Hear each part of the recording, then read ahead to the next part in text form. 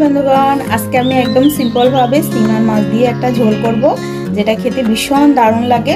তো আপনাদেরও খুব ভালো লাগবে। চলুন রেসিপিটা একবার দেখে নিই। প্রথমেই আমি শিমগুলোকে একটু ভাপিয়ে তুলে নেব, সাথে আমি একটু আলুও দিয়েছিলাম। এখন আমি মাছগুলোকে খুব ভালোভাবে ভেজে তুলে নেব।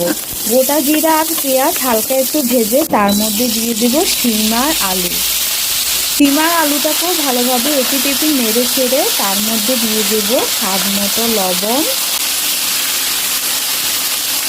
হলুদ গুঁড়ো, শুকনো মরিচ গুঁড়ো দিয়ে ভালোভাবে ওগুলোকে আবার মিশিয়ে নেব।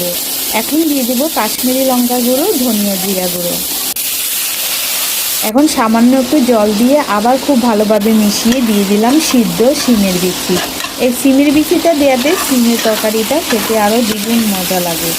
এখানে টমেটো টুকরো করে দিয়েছি, সব আবার ভালোভাবে কষিয়ে পর্যাপ্ত পরিমাণ জল দিয়ে দেব। জলটা দিয়ে খুবই লো আঁচ করে এখানে আমি ঢেকে সব কিছু সেদ্ধ করে নেব।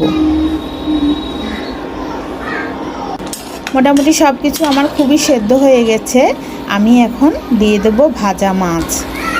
ভাজা মাছ দিয়ে আরও কিছুক্ষণ লো আঁচে রান্না করে চেক করে নেব শিমের বিচি কতটা সিদ্ধ হয়ে গেছে। দেখুন কত সুন্দর সিদ্ধ হয়ে গেছে। এখন আমি এটাকে আরও কিছুক্ষণ রান্না করে এখন নামিয়ে নেব। বন্ধুরা অবশ্যই এভাবে একবার ট্রাই করবেন, খেতে কিন্তু দারুণ ছিল। সিম তো প্রায় এখন শেষই হয়ে যাচ্ছে, তা এর মধ্যে এই দারুণ রেসিপিটা অবশ্যই একবার ট্রাই করবেন। আর সিমের বিচি দিয়ে এই রেসিপিটা আরও দ্বিগুণ স্বাদ হয় খেতে।